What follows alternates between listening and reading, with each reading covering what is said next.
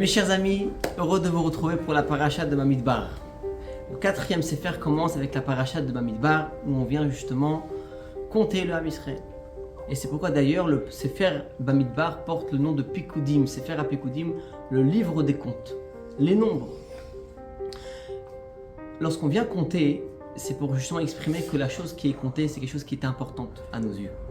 Et on veut justement compter et savoir combien il y a, et effectivement, est-ce que toutes les choses qu'on a entre nos mains, elles sont bien présentes avec nous.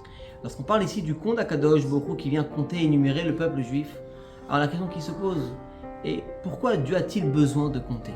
N'est-ce pas que Akadosh Baruch Hu, il sait précisément combien de juifs il y a? On voit qu'il y a 3 comptes précisément pendant 1 an depuis la sortie d'Égypte jusqu'au 2e mois, Rosh Chodesh Iyar, le 2e mois de la seconde année. Il y a eu le premier compte lors de la sortie d'Égypte, le second juste avant la construction du Mishkan et le 3e lorsque le Ham Israël se trouve Rosh Chodesh Iyar lors de la 2e année. Alors Rashi nous explique la raison pour laquelle Akadosh Baruch Hu compte, c'est l'Odiachibatam, uniquement pour montrer et révéler la grandeur combien Akadosh Baruch Hu il chérit le Ham Israël. Vient Rashi de préciser Moné Otam Kol Sha'a, à chaque instant. Pourquoi à chaque instant? N'est-ce pas que c'était uniquement 3 fois? Et jusqu'à Mashiach, c'est marqué, on a compté le Ham Israël uniquement 9 fois. La 10e fois sera quand Mashiach va arriver.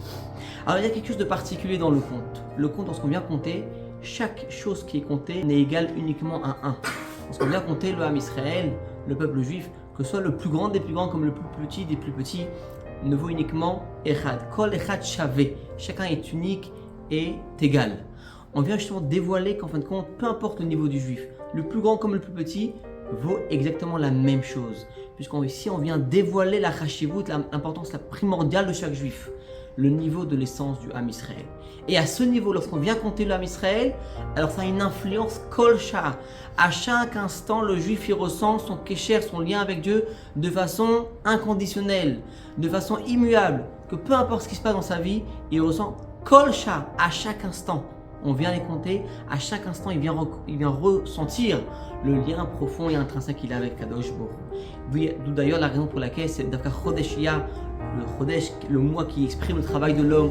Dafka, ce compte-là vient nous rappeler que c'est Moshe et Aaron. On vient dire précisément qui vient compter, c'est Moshe et Aaron. Moshe qui vient représenter le travail du haut vers le bas, mais aussi Aaron, celui qui vient chercher à être Rodef Shalom.